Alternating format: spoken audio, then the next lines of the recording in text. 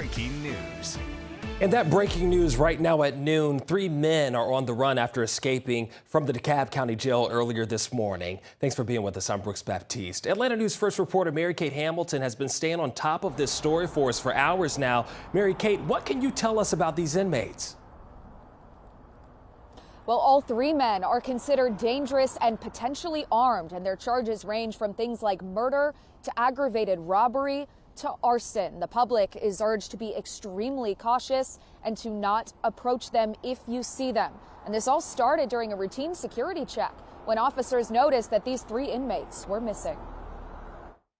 Hey, she heard something in the vents over there by commissary. Hey, go ahead and cut your spotlight off. We don't want them running around.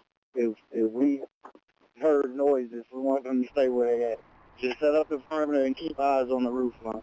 You just heard dispatch sound from this morning, likely from around the time officers realized these men may have been missing. All of these men have a long rap sheet.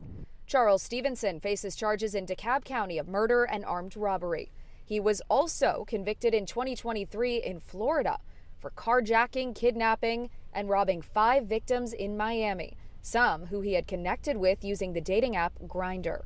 Also in 2023, he pled guilty to false imprisonment, aggravated sodomy, 2 counts of kidnapping, 2 counts of armed robbery, and 2 counts of aggravated assault in Gwinnett County. He was ordered to serve a life prison sentence with the possibility of parole. Yusuf Minor is charged with 2 counts of armed robbery and 2 counts of possession of a firearm while committing a felony.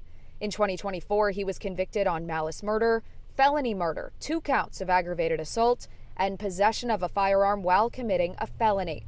This after Minor shot and killed a woman in 2022 for stealing a $100 bill from him. And finally, Neod Johannes is charged with simple assault, arson, and unlawful acts of violence in a penal institution.